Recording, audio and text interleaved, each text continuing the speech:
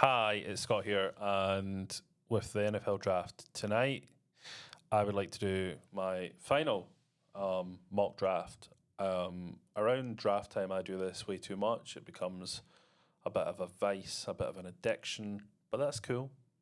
Um, this is the way that I think things are going to play out. I've read quite a lot of stuff, quite a lot of different drafts, quite a lot of information that's going around the league from experts. And I think obviously someone like Peter Schrager is going to have it bang on. Someone like Daniel Jeremiah is going to have it bang on. But a few of those picks that they've both made just don't really make sense to me. And my take on sort of where those rosters are at. So let's go through it. I mean, the Titans are obviously taking Cam Ward. That one is locked in. So no need to worry there. Travis Hunter to the Browns feels like it's going to happen as well. Number three's interesting. I think it could go one of like three different ways. The Giants are probably, and I think they will take Abdul Carter. Feels like the best defensive player in the draft.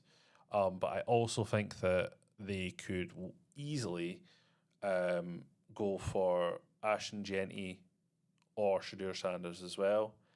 I think from what I've read that they prefer Jackson Dart and some of the other quarterbacks to Sanders, and Sanders might not work everywhere. So I'm not going to go Sanders, and I'm also not going to go anybody drafting up or trading up. Sorry, I don't think that the market is quite there for trades because outside of the maybe 4 or 5 really blue chip players, which is Travis Hunter, Abdul Carter, Ashton Genty, maybe Mason Graham. Out of those, or outside of those, Tyler Warren as well, but the need for a tight end is a lot lesser. Outside of those players, the sort of quality of players doesn't really differ between rounds 1 and 2. So I don't think there's the need to trade up. I don't think anybody likes Sanders enough to trade up to number 3 for him. So I'm going to have the Giants staying and picking Abdul Carter. With number 4, again, the Patriots can go a number of different ways.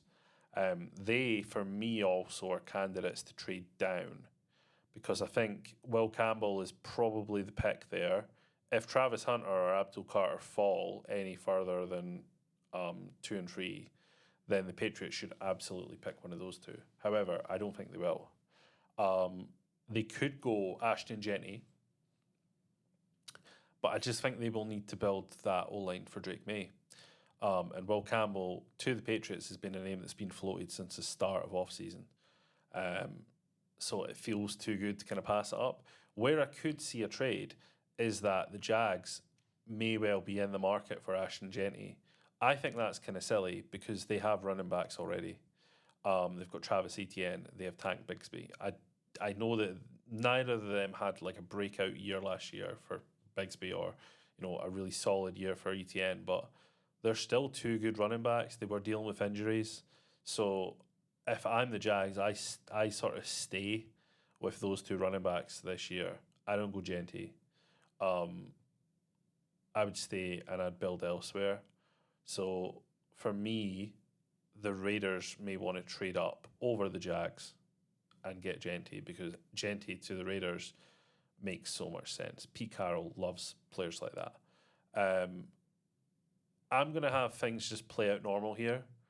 I do think that there could be a trade, but let's just say that the Patriots do pick Will Campbell and then the Jags stay and take the blue chip player Mason Graham, tackle from Michigan, who I think deserves to go top 5, but if teams get weird on the night tonight, then he could go much lower than that.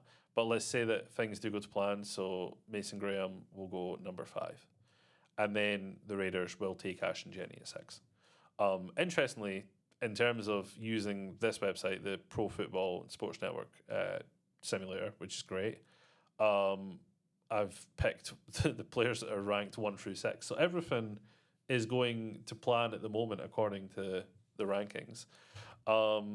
For me, this is a really interesting pick, the Jets. They could go one of 2 ways for me. I think that the thing that makes most sense in the player that I've seen them linked to most is Armand Membu, the tackle from Missouri. However, Tyler Warren, tight end from Penn State, who is incredible. Penn State are the team that I kind of watched most weeks this season in college football, and Tyler Warren's a game changer. Because not only are you getting a tight end, but you're getting like a wide receiver one in there. You're getting somebody who can play trick plays quarterback as well. He's just one of the best defensive pieces you can add to any team. The Jets don't really have that kind of weapon on their team. They've obviously gotten rid of Devontae Adams, which I think is good because it was affecting Garrett Wilson. I don't think that Tyler Warren would negatively affect Wilson in the same way that Adams did in terms of production. I think they would complement each other really well. So Warren here is really tempting, but I also just think that the Jets could be so close to finishing an O-line. It's funny because they don't really have a long-term quarterback to partner that O-line with, but I do think they're still going to go O-line. So I'll go Membu here. I wouldn't be surprised if it's Warren, but we're going to keep Warren around for a little bit. So let's go Membu there. Number 8, the story of Jalen Walker, linebacker from Georgia, going to effectively his hometown is just too strong. Extremely talented player. One of the 2 linebackers that probably will go in round 1 alongside Jihad Campbell. But I think Walker at 8 to Carolina makes too much sense. I've seen it in way too many mock drafts for there not to be fire beside that smoke. So let's go for Walker. Lock that one in. Number 9 is really interesting. This is kind of where the sort of question marks pop up for me, because if I had it my way, I think all those picks that I've made so far, 1 to 8, all make so much sense. And there's no need for any sort of weird picks or shenanigans going on there. Number 9 is where it gets interesting, because I think this is the first team who might look at Shedeur Sanders and think we could use a quarterback here. Derek Carr looks like he's going to be injured. They have, I think, Spencer Rattler is next up there, which, you know, in my opinion, isn't really good enough to be playing and starting in the NFL. So the Saints could use another quarterback in here. I don't know if they like Sanders. It's tricky to tell. If not Sanders, they've just lost Michael Thomas, replacing him with Tet McMillan. Could be really exciting. They also may well go for a tackle here. Kelvin Banks still on the board. They may even go in for Tyler Warren. There's a lot of different directions that the Saints could go with this pick.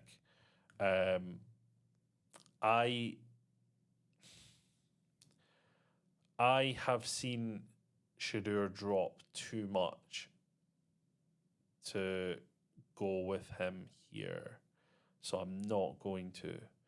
What I will do is go for Tet McMillan to the Saints. I think he would be an extraordinary addition to that room, which is somewhat, you know, Olave's just signed the new deal, and they do have Shaheed, but I still think they're lacking there.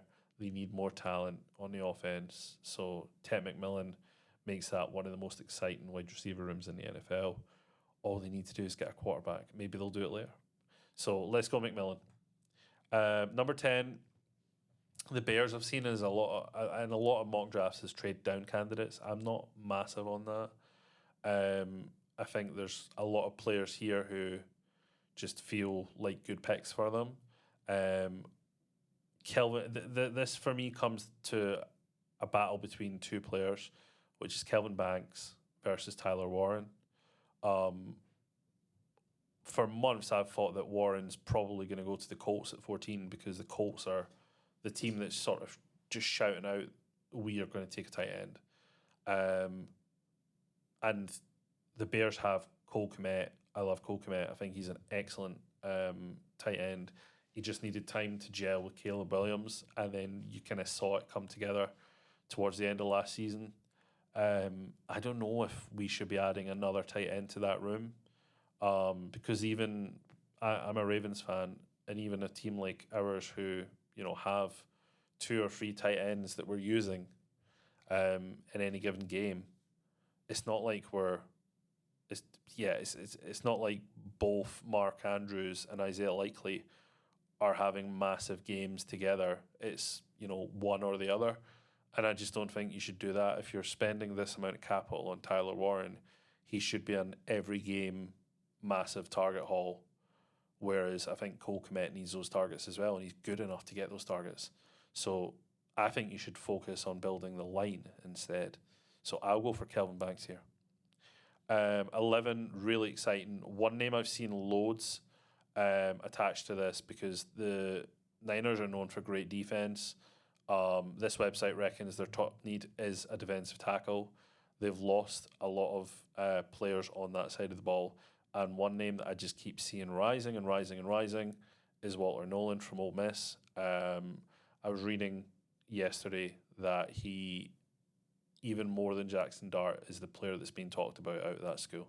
So first, maybe interesting pick of my mock, I'm going to go with Walter Nolan out of Ole Miss to the Niners at 11. The Cowboys on the board now. I think back when I was doing these mock drafts at the start, Ashton Jeanty felt like the best fit there. Obviously, that's not going to happen anymore. Ted McMillan also would have been amazing at the Cowboys, I think. But they're sort of left now picking up the pieces of what's happened in the top 10 picks.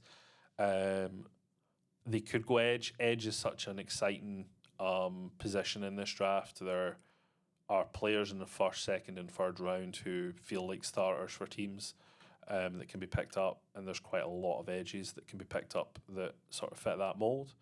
I think in terms of guards, there's maybe 2 or 3 that I think could go round 1, but I wouldn't also be surprised if none of them go round 1. And then when we get onto corner is a really interesting position because there's so many really good corners that will be split up between the first and second round. I think there's around 10 corners that I'm expecting to go between rounds 1 and round 2. And then wide receivers are interesting as well. There are maybe 3 or 4 wide receivers in total because Ted McMillan may not even be the first wide receiver off the board. I think early in the process he definitely was. He was a standout wide receiver, but the closer and closer we get to draft day, and obviously we're in draft day now, but the closer and closer we have gotten, names like Matthew Golden have been popping up, Emeka Abua. So I think, it's an interesting one. Lifford Burden as well on wide receiver, another name that could crop up there. In terms of guards, looking at them, Tyler Booker is the obvious name. Gray Zabel is someone who his stock has risen and risen and risen. But he can play sort of anywhere across the line. I think Tyler Booker here is definitely an option, and a good option at that. I think Matthew Golden could absolutely go at this spot. People are talking about Ibuka, like he is the most liked player from teams that have spent time with him. But I just don't. I think 12 is too high. I like Tyler Booker.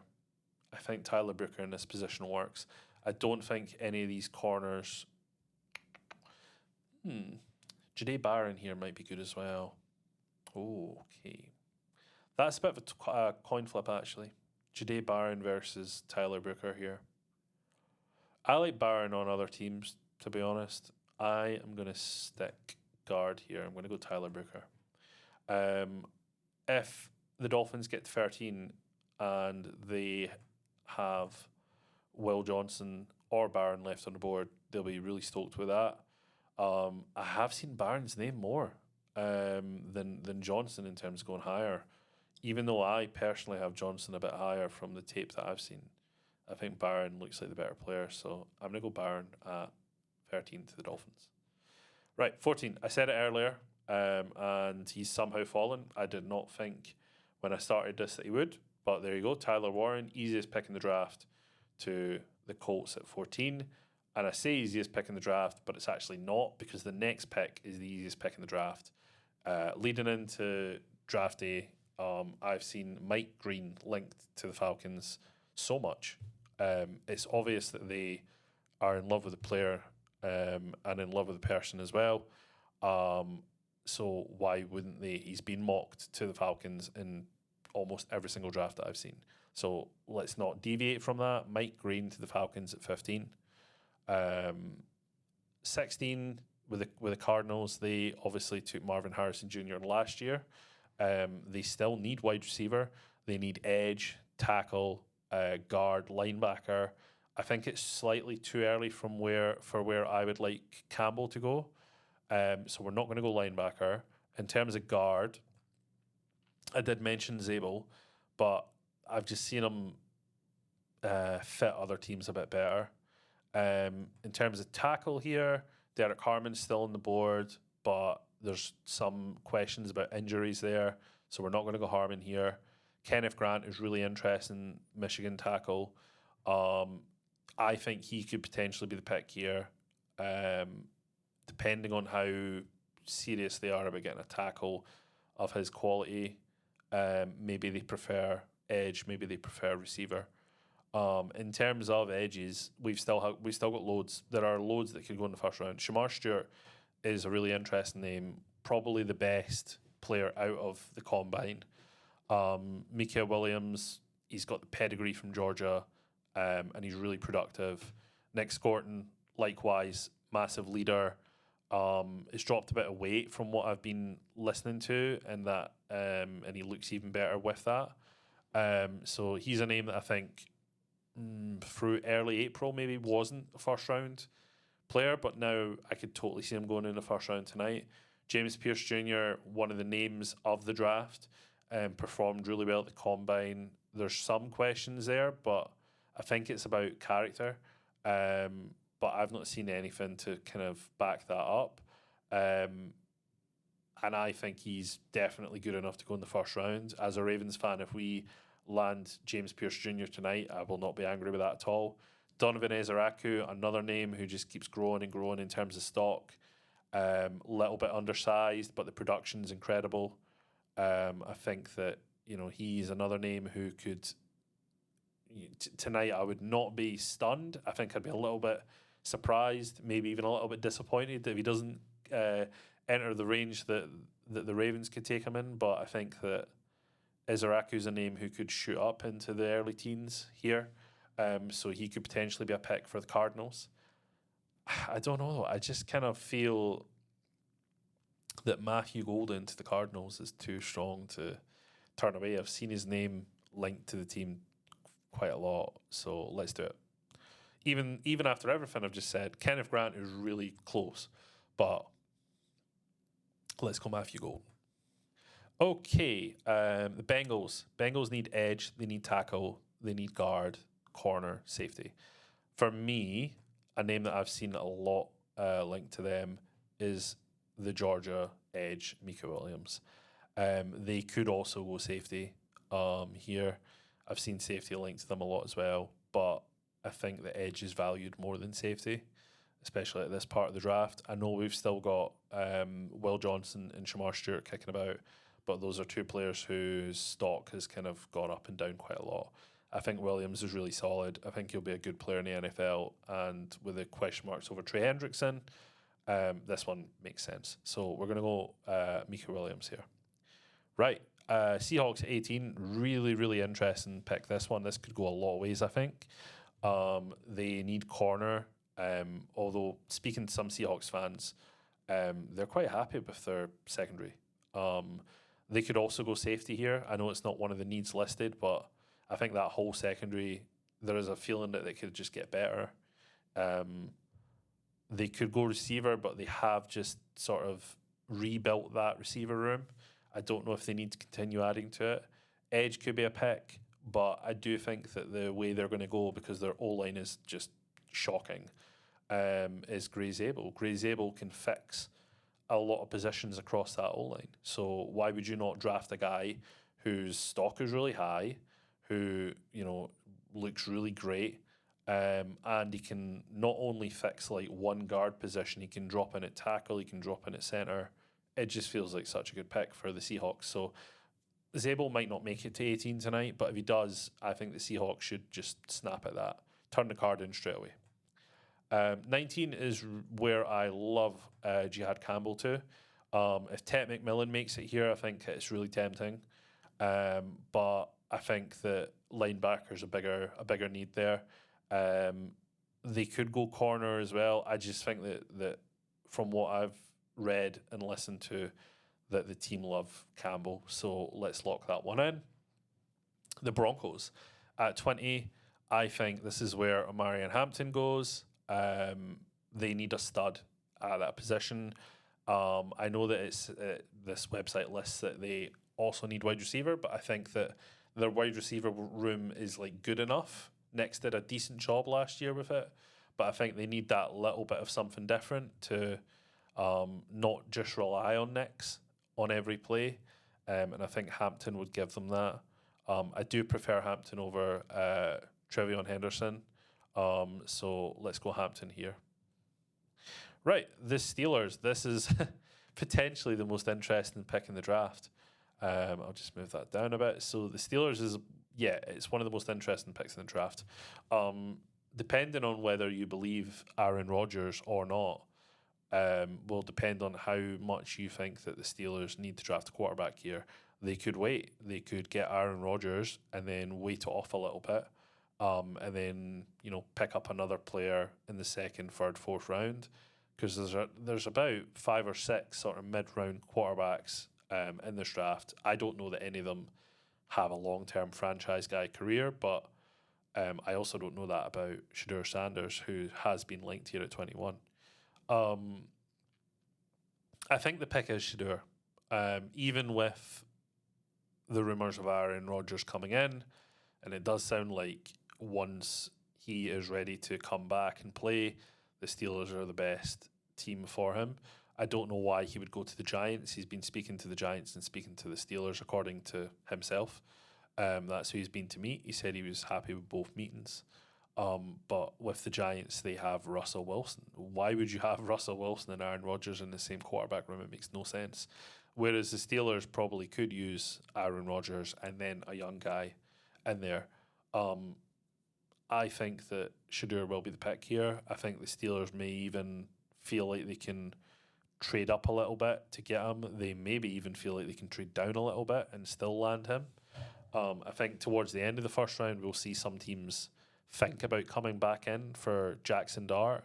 Let's take a little look at that. So, Jackson Dart, I think Jalen Milroe feels like a Cleveland Brown kind of quarterback. I don't know if they just wait. I believe they're like early round to 34 maybe. They could take Milroe around there.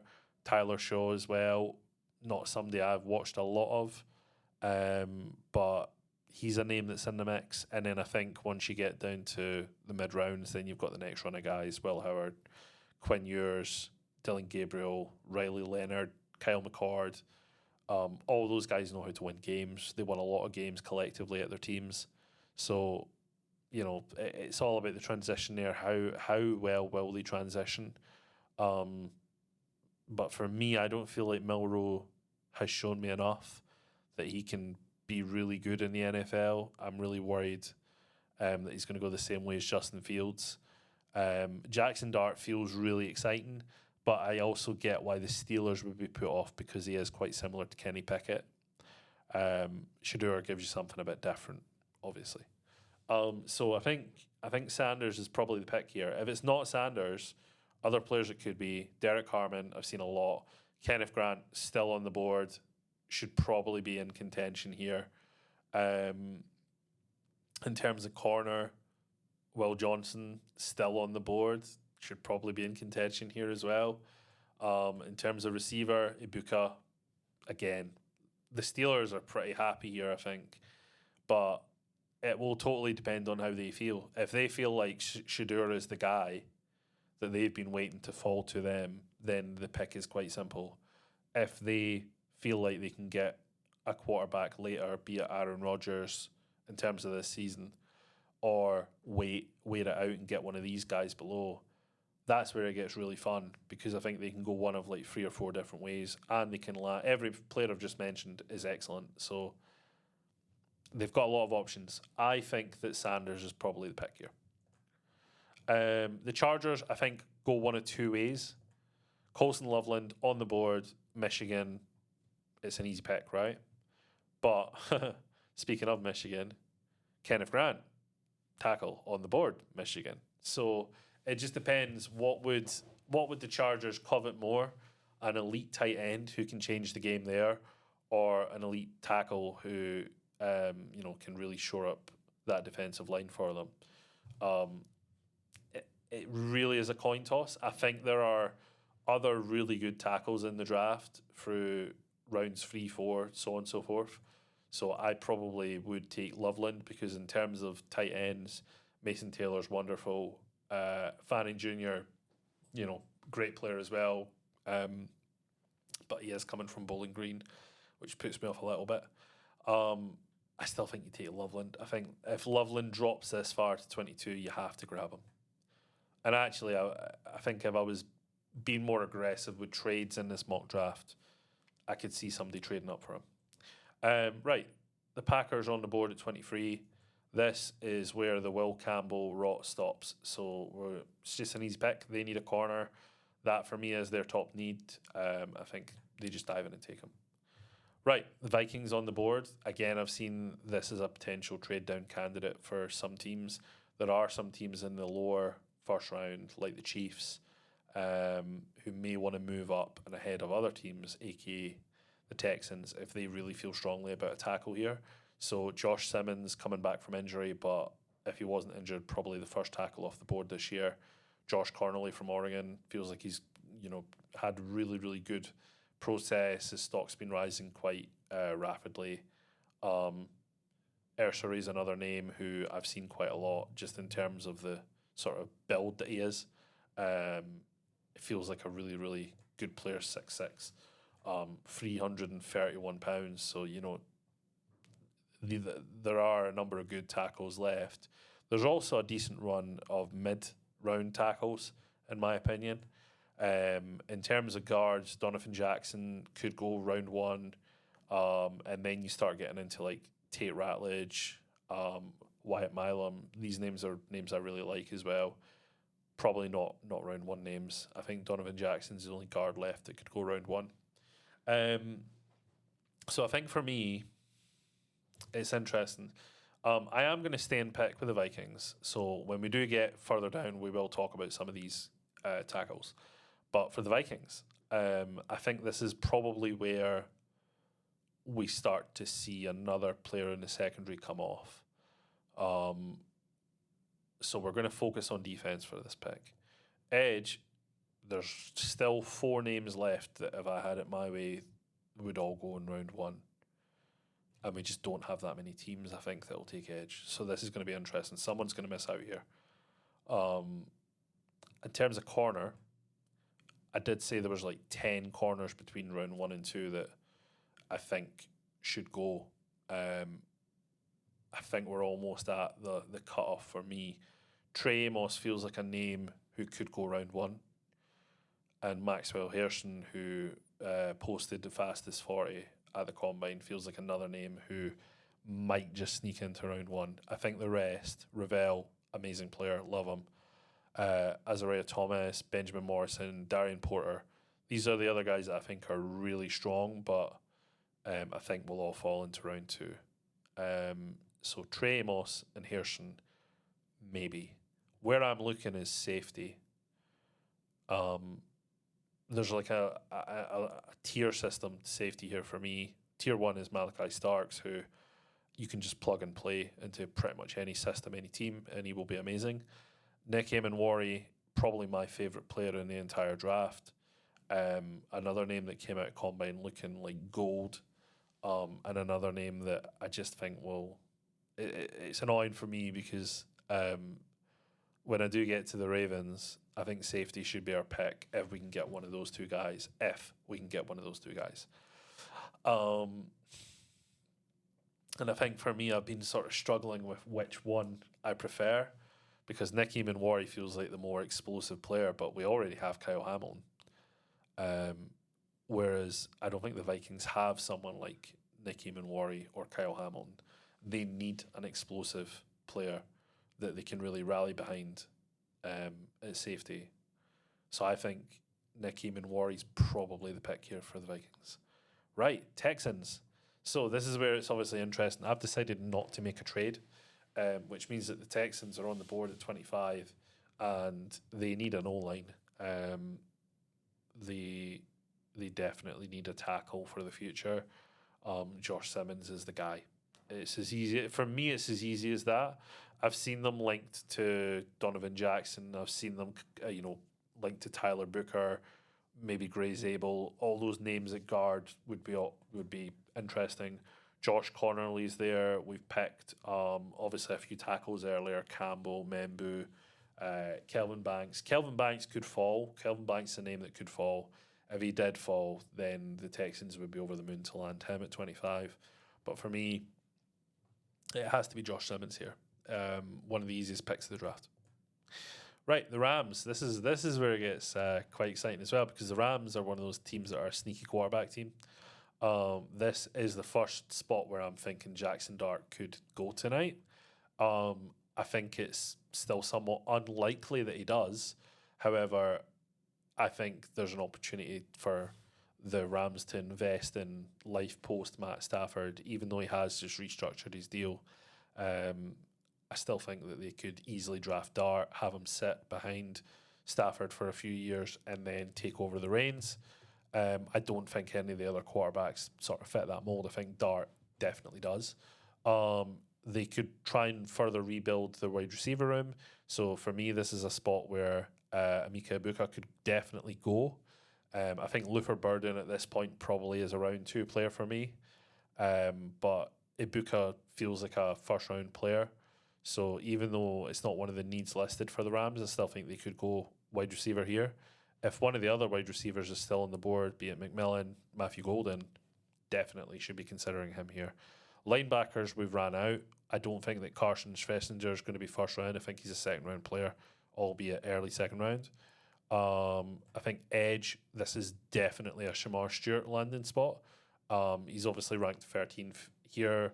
I've seen him go top 10 in a lot of mock drafts, but for me, he's just not quite there. I think that the questions on his production in college are just too great to draft him that high. I don't have a round 1 grade on any of the other running backs, and I also don't have a round 1 grade on Mason Taylor or any of the other tight ends. So I'm ruling out those 2 spots here. As I mentioned, there are 2 other corners that I would consider here, Trey Amos and Maxwell Hairston. So for me, it comes down to 4 players. Trey Amos, Maxwell Hairston, or Shamar Stewart, or Jackson Dart. I think that if I was the Rams in this position, as much as I really love the idea of Dart becoming a Ram, I'm going with Shamar Stewart. Because I know that the next team, Ravens, would be interested in that. I can try and block that. He's basically definitely going to get picked in the next few picks, Stewart, if he doesn't get picked here. So I think the Rams take a look at the board, take a look at what's left. They think probably there's enough corners here to dive back in and get one later. They'll probably feel like if they did want to pick another quarterback, any of these names could sit behind Stafford and probably learn quite a lot from him. And the gulf in class between Dart and, like a Will Howard's probably not massive. Whereas the ceiling, the potential ceiling you can get from Shamar Stewart is huge. He could be one of the, we could be talking about the next, massive edge player in the NFL. Could potentially be a Pro Bowler. If the coaches can figure out how to get sacks out of him, then it's game over for the rest of the league. So I think Shamar Stewart's pick here. Right, Ravens are up. So because this is the mock draft I do most, is a 7-round Ravens mock draft. I know the players that I think that we're looking at. I don't think we're looking at pretty much any offense, to be honest, for round 1. I think re-signing Ronnie Stanley was it. So Josh Connerly, month and a half ago, totally. Donovan Jackson, potentially. I think if we don't have our targets on the defensive side of the ball that we would want at 27, then Donovan Jackson potentially could be a pick. However, I just feel like we're going to go guard later in the draft. So we're not going to go him. In terms of tackle, which we do need to replace because Michael Pierce retired, I still think there's loads and loads of quality later. I love Norman Lott. I really like Jordan Phillips out of Maryland as well for us. Dion Walker, Kentucky's another name that's great. Even further on, Riley Mills from Notre Dame's wonderful. So there's a lot of names. TJ Sanders, South Carolina, much later. Kenneth Grant probably needs to come off the board, but in round one. If I've not drafted him in round one, I feel like I've probably made a mistake. Granted, I'm not doing any trades here, so that might change things on the night. But Derek Harmon, the injuries might just push him into round two. But I don't think we go tackle here. As I said, linebacker's not in play here. Corner, I don't think Trey Amos and Maxwell Hershon are as big needs as other positions. For me, this comes down to two positions. Edge, and I think James Pierce Jr., Izaraku, and Scorton are all players that the Ravens could feasibly take. And maybe we should. But the problem that the Ravens had last season, the reason why we lost 2 or 3 games we shouldn't have, is that our secondary just sucked plain ass. It was terrible. And we fixed that towards the end because we ditched Marcus Williams at safety and we put in our Darius Washington. And our Darius Washington has signed his tender, so he's back for the next year. However, we've only seen half a season of our Darius Washington be good. And he may well go somewhere else next season. This is a 1-year tender deal. So I think that we should probably shore up our safety position, give Kyle Hamilton someone beside him who can manage a lot of the responsibility to allow Kyle Hamilton to be explosive, which he is. He's the best safety in the league. So I think Malachi Starks is the perfect pick in this draft for us. He is probably the player that I want most tonight. Have I subconsciously biased my way to this pick to make sure he's still on the board? Probably, but it's cool. Malachi Starks to the Ravens at 27. Right. I think, and I've fought for this whole draft process, that the Lions are probably looking at edge runner. And I think what they're probably looking at is one of these two guys here. This is someone, who can come in and play alongside Aiden Hutchinson. So you want someone who is explosive, who's got a bit of character about them. I think Aiden Hutchinson's the leader there. I think Nick Scorton and Aiden Hutchinson are quite similar. So I probably will rule Nick Scorton out of this pick. For me, this is between Pierce and Izaraku. I think with the other positions that are available, we've now gotten rid of the 2 safeties that are first round. We've, in terms of corner, Trey Amos and Hershon are still there, but I don't feel as strongly about them as I do for edge for the Lions. And I don't love any of the guards enough to take them here either. I think this comes between those 2 edges, and I think that Izaraku's more explosive. I think he's the player who the Lions probably feel like has the higher ceiling. So we're going to go Donovan Izaraku to the Lions at 28. We're almost there. I think in terms of players that need to come off the board still, on offense, Ibuka and Connerly are maybe the only 2 players who I think will probably be round 1 picks. I would not be stunned if both fall into round 2, however. So maybe there's not anybody here that feels like a definite night 1 player, but there's maybe 2 or 3 that should be. I will say now that we are in the final 4 and I'm not doing trades, that Jackson Dart is going to, in this mock, go into round 2. I still think that someone could trade up for the 5th-year option. The Giants could trade up. I feel like they quite like Dart. So any of these teams towards the start, the Browns, the Giants, they might trade up for a quarterback. the Raiders may also be looking at a quarterback later in the draft. The Jets could still be looking for a quarterback. The Saints, as mentioned previously, could be looking at a quarterback. And then there's other teams as well who are sneaky teams. The Rams have mentioned. Are Miami set on Tua? Are the Jags set on Trevor Lawrence? I mean, you would think so in both cases, but it's not impossible to imagine that they take a quarterback. Carolina, another team that could take a quarterback there. So there's a lot of teams that might be interested in a quarterback in the next few rounds. Jackson Dart potentially has a lot of landing spots. One team that he will not be landing at is the Commanders because they are super happy on that front. What they do need is to now kit that team out so that it goes from being, a contending team to one of the leading teams in the league. Edge runner is going to be big for them. Corner could be big for them as well. We've already ruled that the safety in round 1 is done. Linebacker in round 1 is done. Wide receiver, this could be an Ibuka landing spot, but I am going to keep it defense. I think that they need a name on a edge that feels new and exciting and a new star in the league.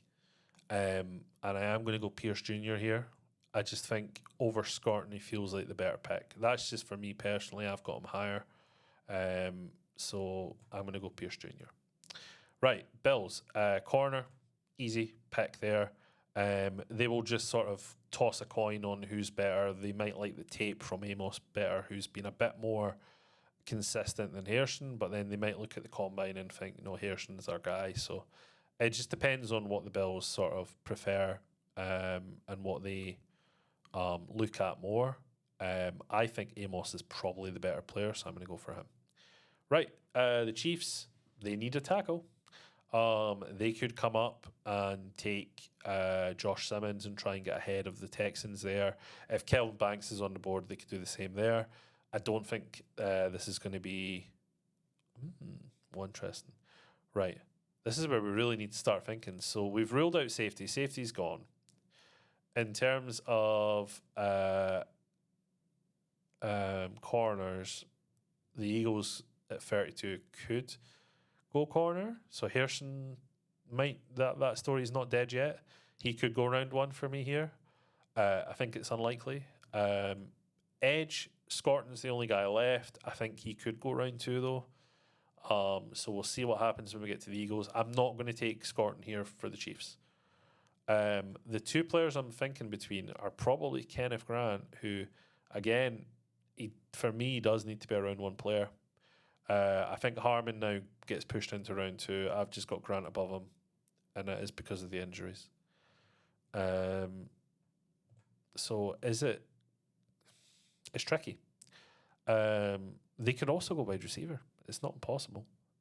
I'm going to go with Kenneth Grant, I think, because I think that in terms of tackle, the Chiefs could come back in.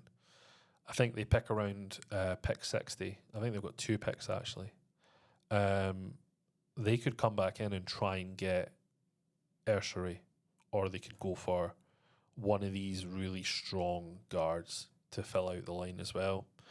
I don't think they will feel like they need to pick tackle here if one of the key tackles is gone, really. I think Kenneth Grant's the better player. So I'm going to go Kenneth Grant at 31 to the Chiefs. And then finally, the Eagles on the board. They have a great squad. They're sort of just shoring up and making it even better with these kind of picks. So I think for me, Scourton is potentially a pick. Donovan Jackson's on the board still. Hairston's on the board still. Derek Harmon's on the board still. Connerly's on the board still. So there's a first round player talent for each of these positions. They could also go Ibuka as well. All of these positions work for me. I think it's just what they would prefer. They did add 2 players to the corner room last year, so they may well feel like they don't want to spend that here. They may well feel like they want to go something else, which means the 2 players I'm deciding between here are Scorton, but also Derek Harmon. And maybe the value of Derek Harmon is just too strong at 32 to pass up. Because there are a lot. Every single one of these names here is a really impressive player. And we continue going Walker as well, Josiah Stewart, Jack Sawyer. These are all great players. I'm going to go Harmon. And that will end my draft. So if we take a look at the full results. So there we have it. It's my round 1 draft for tonight. Cam Ward, Travis Hunter, Abdul Carter, Will Campbell all making sense. Tet McMillan to the Saints at 9, maybe a bit of a surprise. Walter Nolan, a big riser at 11 to the Niners. Tyler Booker to the Cowboys at 12, potentially. Is that a reach? Did I reach there? Maybe. Jahdae Barron over Will Johnson is an interesting one as well. I do have Tyler Warren landing to the Colts, and then have Colston Loveland landing to the Chargers, which is what both of those fan bases would want. Any other interesting picks? Amarian Hampton, running back. I think the Broncos snatched that up. Shadur does go 21 to the Steelers, I think, tonight. And then we've got some other interesting picks. Josh Simmons is the tackle replacement for the Texans.